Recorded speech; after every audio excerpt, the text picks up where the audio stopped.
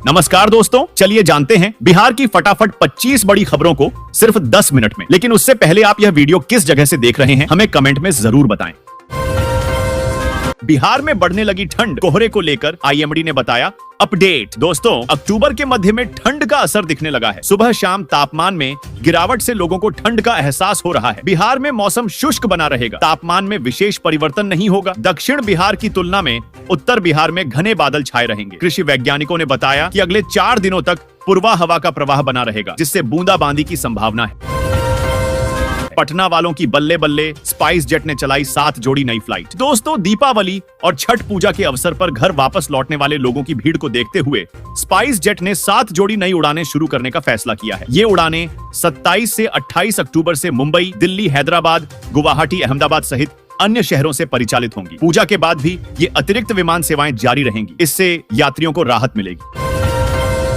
मछली पालकों को नए नियम का करना होगा, पालन मत्स्य विभाग से जारी हुआ निर्देश। दोस्तों, मछली पालकों के लिए नया निर्देश जारी किया गया है। मछली उत्पादकों को सरकारी योजनाओं का लाभ लेने के लिए ऑनलाइन रजिस्ट्रेशन करना अनिवार्य है। प्रधानमंत्री मत्स्य किसान समृद्धि सह योजना के तहत नेशनल फिशरीज डिजिटल प्लेटफॉर्म पर रजिस्ट्रेशन किया जा सकता है। इसके लिए आधार नंबर, मोबाइल नंबर और बैंक खाते की जानकारी देनी होगी। रजिस्ट्रेशन पर सभी लाभ सीधे खातों में मिलेगा। गांव वाले नहीं लगवा रहे थे स्मार्ट मीटर, फिर बिजली कंपनी ने निकाला गजब का उपाय। दोस्तों, बिहार के कई गांवों में लोग अभी भी स्मार्ट मीटर लगाने से डर रहे हैं कि कहीं बिल अधिक ना आ जाए। ग्रामीण बिजली विभाग के अधिकारियों को गांव से सीधे लौटा दे रहे हैं और स्मार्ट मीटर इंस्टॉल करवाने से इनकार कर दे रहे हैं। वहीं अब बिजली कंपनी ने भी लोगों को समझाने के लिए अलग तरह का उपाय निकाल लिया है। 7,000 से अधिक छात्र छात्राओं का भविष्य दांव पर, शिक्षा विभाग का नया निर्देश जारी। दोस्तों, बिहार के गया जिले में 3419 विद्यालयों में दोहरे नामांकन के 7,210 मामले सामने आए हैं। ये छात्र सरकारी और निजी विद्यालयों में नामांकित हैं। जिला शिक्षा पदाधिकारी ने दोहरे नामांकन वाले छात्रों की सूची मंगवाई है और दूसरे विद्यालय से नाम हटाने का निर्देश दिया है। दोहरे नामांकन से छात्र डीबीटी लाभ से वंचित हो जाएंगे। बक्सर स्टेशन की बदल जाएगी सूरत, रेलवे विभाग का नया प्लान तैयार। दोस्तों, बक्सर रेलवे स्टेशन के विकास के लिए रेलवे ने 3 योजनाएं बनाई हैं। पहली योजना में प्लेटफॉर्म का उन्नयन किया जाएगा, जिससे 24 कोच वाली ट्रेनें ठहर सकें। दूसरी योजना में पानी भरने की प्रणाली लगाई जाएगी और तीसरी योजना में नई पानी टंकी बनाई जाएगी। इससे बक्सर से नई एक्सप्रेस ट्रेनें चलाने में मदद मिलेगी। बेगूसराय के शिक्षकों की सैलरी को लेकर खुशखबरी, शिक्षा विभाग ने जारी किया बड़ा निर्देश। दोस्तों, बेगूसराय जिला शिक्षा विभाग ने दीपावली और छठ पर्व से पहले शिक्षकों और शिक्षकेतर कर्मियों का वेतन भुगतान शुरू कर दिया है। डीपीओ ने प्रखंड शिक्षा अधिकारियों और प्रधानाध्यापकों को 22 अक्टूबर तक वेतन विपत्र जमा करने का निर्देश दिया है। यदि वेतन विपत्र समय पर नहीं मिलता तो बीईओ और प्रधानाध्यापक जिम्मेदार होंगे। ऐसे में प्रधानाध्यापक को जल्द से जल्द शिक्षा विभाग को सूची देनी होगी। जमीन के डॉक्यूमेंट्स को लेकर आया बड़ा अपडेट, रजिस्टर 2 की होगी स्कैनिंग। दोस्तों, बिहार सरकार ने जमीन के डिजिटाइज्ड दस्तावेजों की गुणवत्ता जांचने का आदेश दिया है। निजी एजेंसी द्वारा किए गए डिजिटाइजेशन के काम की जांच नहीं होने के कारण इसे विभागीय पोर्टल पर अपलोड नहीं किया गया है। जिलाधिकारियों को जांच कर संतुष्ट होने के बाद ही दस्तावेजों को पोर्टल पर अपलोड करने को कहा गया है। साथ ही रजिस्टर 2 की स्कैनिंग को प्राथमिकता देने के निर्देश दिए गए हैं। 2000 रुपए में बिक रहा डीएपी खाद का बोरा, विक्रेताओं ने दुकान पर लगाए आउट ऑफ स्टॉक के बोर्ड। दोस्तों, बेगूसराय जिले में डीएपी खाद की किल्लत ने किसानों की मुश्किलें बढ़ा दी हैं। रब्बी फसल की बुआई का समय शुरू हो गया है, लेकिन बाजार में डीएपी खाद गायब है। अधिकृत विक्रेता आउट ऑफ स्टॉक के बोर्ड लगाकर किसानों को गुमराह कर रहे हैं, जबकि वही दुकानदार 2000 रुपए तक में 50 किलो का डीएपी बैग बेच रहे हैं। किसान कृषि विभाग से मदद की गुहार लगा रहे हैं। बिहार में अब घर बैठे बेच पाएंगे जमीन, बार बार रजिस्ट्री ऑफिस जाने का झंझट खत्म। दोस्तों, बिहार में जमीन की खरीद फरोख्त के लिए रजिस्ट्री ऑफिस का चक्कर जल्द ही खत्म होने वाला है। आम लोगों को अब जमीन की रजिस्ट्री कराने के लिए बार बार सरकारी दफ्तर जाने की जरूरत नहीं होगी। बहुत सारा काम घर बैठे ही हो जाएगा। इस नई व्यवस्था के लागू हो जाने के बाद लोग घर बैठे ही ऑनलाइन आवेदन कर सकेंगे और अपनी जमीन की रजिस्ट्री के लिए तारीख ले सकेंगे। मुर्गी पालन योजना में मिलेगा 3 से 40 लाख रुपए तक का अनुदान, जल्दी करें आवेदन। दोस्तों, बिहार की नीतीश सरकार मुर्गी पालन योजना के तहत फार्म खोलने के लिए 3 से 40 लाख रुपए तक की आर्थिक सहायता देती है। इस योजना का उद्देश्य ग्रामीण क्षेत्रों में रोजगार के अवसर बढ़ाना और पोल्ट्री फार्मिंग को प्रोत्साहित करना है। योजना का लाभ लेने के लिए इच्छुक लोगों को ऑनलाइन आवेदन करना होगा।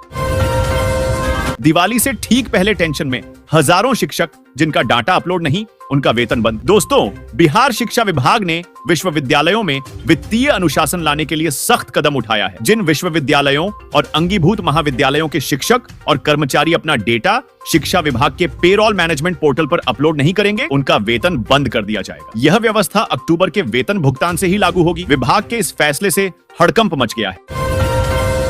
आरा में हाथी के दांतों की कर रहे थे तस्करी, छापामारी के बाद 8 तस्करों को धर दबोचा। दोस्तों, भोजपुर और बक्सर जिलों में वन विभाग की टीम ने हाथी के 3 बेशकीमती दांत बरामद किए, जिनका वजन लगभग 55 किलो है और कीमत करोड़ में आंकी जा रही है। इस मामले में गिरोह के 8 सदस्यों को पकड़ा गया है और उनसे पूछताछ की जा रही है। टीम पशु तस्करी से जुड़े गैंग के अन्य सदस्यों की तलाश कर रही है।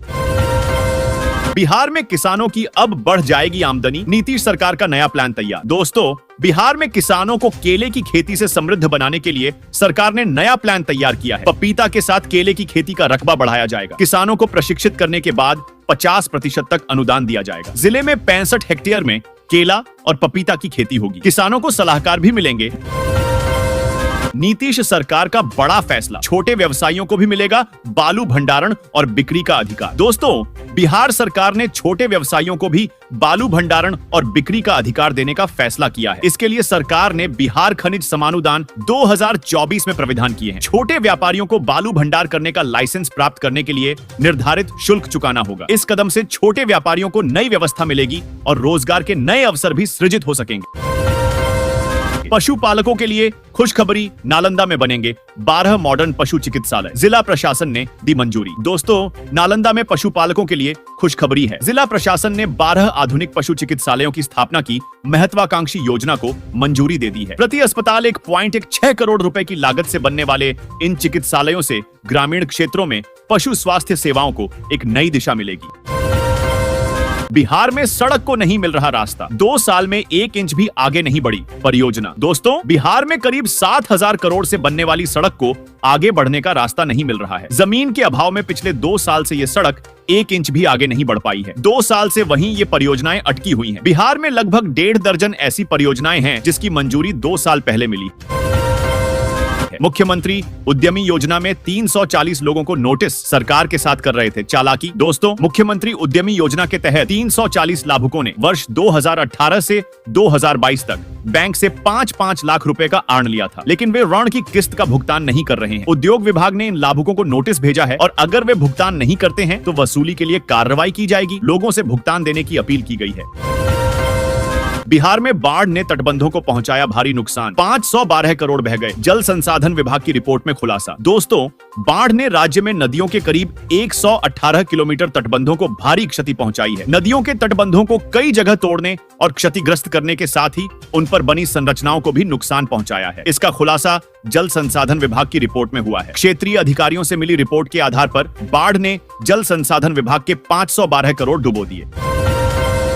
आ गई खुशखबरी, अब महिलाओं को मिलेंगे 1500 रुपए महीना। दोस्तों, सरकार ने महिलाओं को आर्थिक सशक्तिकरण के लिए मुख्यमंत्री माझी लाड़की बहन योजना शुरू की है, जिसके तहत महिलाओं को हर महीने सीधे बैंक खाते में 1500 रुपए का लाभ दिया जाएगा। इस योजना के प्रति महिलाओं का उत्साह जबरदस्त है और अब तक राज्य भर से लाखों महिलाओं ने इसके लिए आवेदन किया है। अब तक लगभग 1.5 लाख से अधिक महिलाओं को इस योजना का सम्मान निधि मिल चुका है, लेकिन कुछ महिलाएं जिन्होंने आवेदन किया है उनके बैंक खातों में अभी तक पैसे जमा नहीं हुए हैं। इस देरी को लेकर महिलाओं के मन में कई सवाल हैं। पैसे कब जमा होंगे? क्या आवेदन में कोई त्रुटि है? ऐसी सभी शंकाओं का समाधान अब मिल सकता है। सरकार ने इस बात की पुष्टि की है कि धनराशि का वितरण प्रगति पर है और जल्द ही बाकी आवेदिकाओं को भी इसका लाभ मिलेगा। इसलिए जिन महिलाओं के खातों में अभी तक पैसे नहीं पहुंचे हैं वे चिंतित न हो, क्योंकि उनका भुगतान प्रक्रिया में है। बता दें कि जिसने भी इस योजना में अभी तक आवेदन नहीं किया है तो वह कैसे आवेदन कर सकते हैं और कौन कौन से डॉक्यूमेंट लगते हैं, चलिए इस वीडियो के माध्यम से आप लोगों को बताते हैं। सरकार द्वारा शुरू की गई एक विशेष पहल है जिसका उद्देश्य राज्य की आर्थिक रूप से कमजोर और जरूरतमंद महिलाओं को हर महीने 1500 रुपए की आर्थिक सहायता प्रदान करना है। इस योजना का लाभ विवाहित, विधवा, तलाकशुदा, परित्यक्त और निराश्रित महिलाओं के साथ साथ परिवार की अविवाहित महिला सदस्य भी उठा सकती हैं। बता दें कि 21 से 65 वर्ष के बीच की महिलाएं इस योजना के लिए पात्र हैं। आवेदिका के परिवार की वार्षिक आय 2.5 लाख से अधिक नहीं होनी चाहिए। आवेदिका के परिवार का कोई भी सदस्य आयकरदाता नहीं होना चाहिए। आधार कार्ड से लिंक किया हुआ बैंक खाता होना अनिवार्य है। अगर आप इस योजना में आवेदन करना चाहते हैं तो आपके पास Aadhaar card, voter ID card, mobile number, passport size photo, bank passbook, निवास प्रमाण पत्र, राशन कार्ड, स्व घोषणा पत्र, आवेदन फॉर्म होना चाहिए। अगर आपके पास यह सब है तो आप ऑनलाइन कर सकते हैं।